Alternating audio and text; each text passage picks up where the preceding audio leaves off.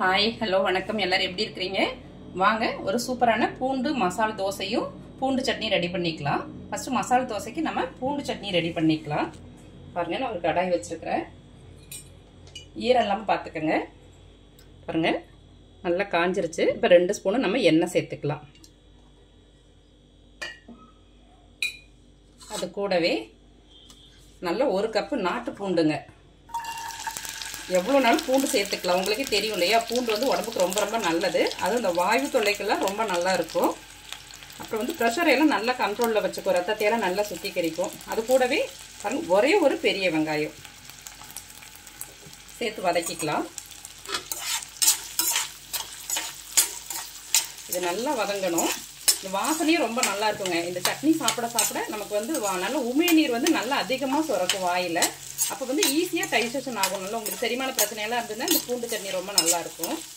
அது இந்த மசால் தோசை செய்கிறதுக்கு, பூண்டு மசால் தோசை செய்கிறதுக்கு நல்லா பூண்டு நல்லா வதங்கி வரணும். ரொம்ப வெங்காயம் சேர்க்கக்கூடாது. ஒரே ஒரு வெங்காயம் சேர்த்தா போதும். ஆனால் நிறைய நீங்கள் பூண்டு எவ்வளோ வேணாலும் சேர்த்துக்கலாம். நாட்டு பூண்டு ரொம்ப நல்லா இருக்கும். ஆனால் இந்த சட்னி கொஞ்சம் காரமாக தான் இருக்கும். அதனால் காஞ்ச மிளகாய் வந்து நீங்கள் கூடுதலாகவே சேர்த்துக்கங்க. பாருங்கள், ஒரு 6 காஞ்ச மிளகாய் சேர்த்துருக்குறேன். சேர்த்து அதையும் வதக்கிக்கலாம்.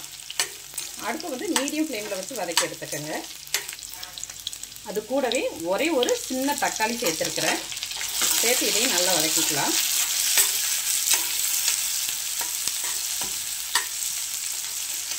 தக்காளி, வெங்காயம், மிளகாய், இதில் வந்து மிளகாயும் பூண்டும் தான் அதிகமாக இருக்கணும் உங்களுக்கு.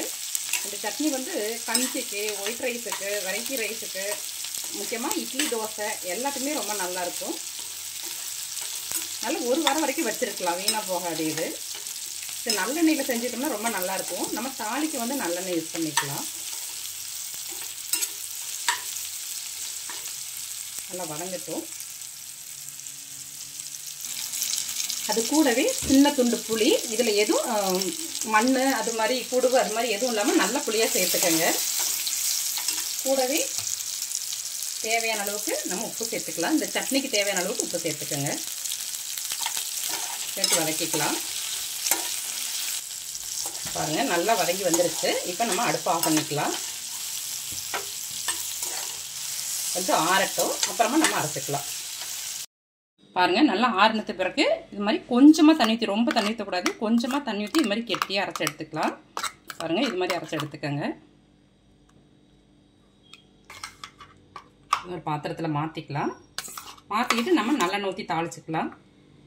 இந்த அரைக்கும் போதே பார்த்தீங்கன்னா நல்ல வாயில் வந்து உமிழ்நீர் வந்து நல்லா ஊறும். பாருங்கள், நல்ல எச்சில் ஊறும். உடம்புக்கு அவ்வளோ நல்லது. 1 வாரம் வரைக்கும் வச்சுருந்தா கூட இது வீணாக போகாது. வேணும்னா நம்ம சட்னியும் போட்டு தாளிக்கும் போது லைட்டாக சூடு பண்ணி எடுத்துக்கலாம். இப்போ நம்ம வந்து சட்னி தாளிச்சிக்கலாம். இப்போ நல்லெண்ணெயில் தாளிச்சிக்கலாம்.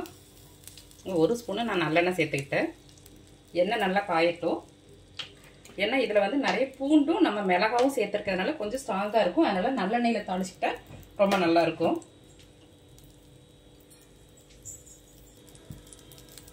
அரை ஸ்பூனு கடுகு சேர்த்துக்கலாம். கடுகு வெடிக்கட்டும். பாருங்கள், நல்லா பொங்கிக்கிட்டே இருக்குது. நல்லா கடுகு பொரிஞ்சு வரணும். கடுகு நல்லா பொரிஞ்சு வருது, ஆனால் கருகிடக்கூடாது. இப்போ வந்து நம்ம கருவேப்பிலை சேர்த்து அடுப்பா பண்ணிக்கலாம். சட்னியில் சேர்த்துக்கலாம். தாளிச்சாச்சு. அப்படியே நல்லா கலந்துக்கலாங்க. சூப்பரான பூண்டு சட்னி ரெடி ஆயிடுச்சு. இப்போ வந்து நம்ம மசாலா தோசை ரெடி பண்ணிக்கலாம். இந்த சட்னி வச்சு பூண்டு மசாலா தோசை ரெடி பண்ணலாம்.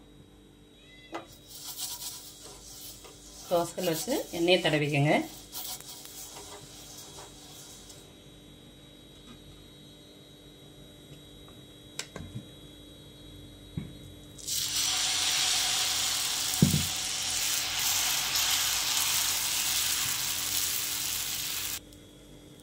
எண்ணெய் ஊற்றிக்கலாம். தோசை லேசாக வேகட்டும். ஓரளவுக்கு வெந்துருச்சு. அடுப்பை சிம்மில் வச்சுக்கோங்க. இப்போ நம்ம மசாலா சேர்த்துக்கலாம். நல்லா ஸ்ப்ரெட் பண்ணுங்கள். ரொம்ப நல்லாயிருக்கும் இந்த தோசை. நீங்கள் வேணால் காரம் இன்னும் கூடுதலாக சேர்த்துக்கலாம். நிறைய மிளகாய் சேர்க்கும் போது கலர் நல்லா கிடைக்கும் உங்களுக்கு.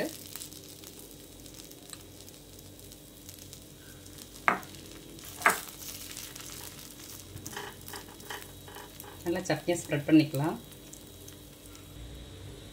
பொடியாக நறுக்குன வெங்காயம் தூவிக்கலாம்.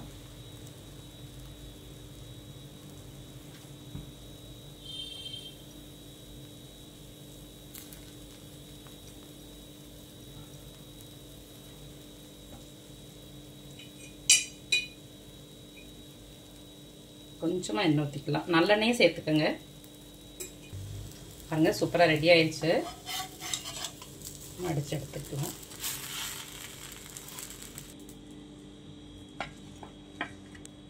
சூப்பரான பூண்டு மசாலா தோசையும் சட்னியும் ரெடி ஆச்சுங்க. நீங்களும் இது மாதிரி செஞ்சு சாப்பிட்டு ஆரோக்கியமாக இருங்க. Okay, bye. தேங்க்யூ.